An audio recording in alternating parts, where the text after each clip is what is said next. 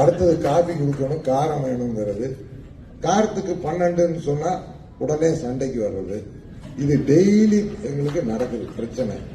ஒரே பில்லுல ஒரு ஃபேமிலிக்கு டிஃபரெண்டா ஜிஎஸ்டி போட்டு கொடுக்கறது கஷ்டமா இருக்கு.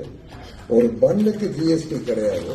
பண்ணுக்குள்ள ஒரு கிரீம் வச்சுட்டு அதுக்கு 18% ஆயிடும். கஸ்டமர் என்ன சொல்றாரு, நீ கிரீமையும் ஜாமையும் கொண்டா நானே வச்சுக்கிறேன்.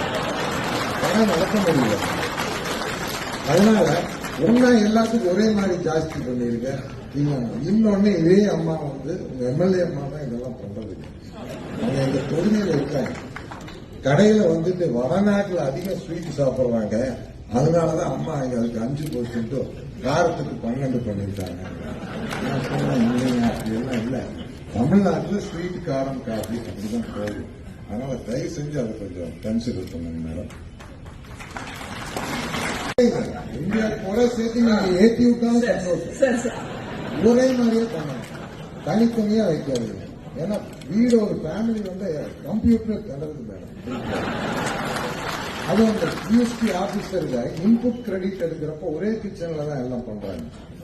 இன்புட் எடுக்கிறப்ப அதே கேஸ், அதே ஸ்வீட் மாஸ்டர், அதே கடலை மாவு, அதே மைதா மாவு, இன்புட் எப்படி மேடம் எடுக்க முடியும்? அதுல ஆபீசர்ஸ் கண்டறிகிறாங்க. அவங்களுக்கும் ஹெல்ப் பண்ணுவாங்க.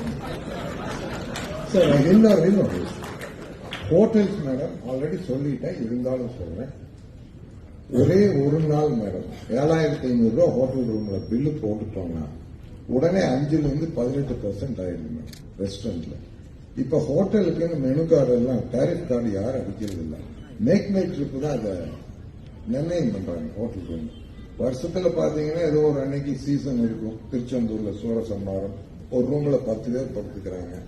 ஸோ அப்போ ஒரு 7500 ரூபாய் போடுறாங்க. இல்ல ஒரு ஹோட்டல்ல எக்ஸ்ட்ரா பெட் போட்டா 1000 ரூபாய் போடுறாங்க. அதுக்குன்னு ஸ்டார் கேட்டகரி இருக்கு மேடம். அந்தந்த ஸ்டாருக்கு தகுந்த மாதிரி டாக்ஸ் இருக்குது.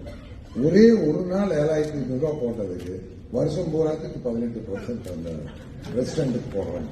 அது நியாயமான ஒரு விஷயம் இல்லை மேடம். டெஃபினட்டா ஒரு மால்ல யாரோ ஹோட்டல் நடத்துறாங்க மேடம். இந்த மாலுக்காக கீழே வைக்கிற எல்லா ஃபுட் அவுட்லெட்டுக்கும் 18% ஜிஎஸ்டி வருது. ஏன்னா அவங்க ரெண்டுக்கு எடுத்து யாரும் நடத்துறாங்க, ஹோட்டல் யாரும். அதை கொஞ்சம் கன்சிடர் பண்ணுங்க. Thanks for listening.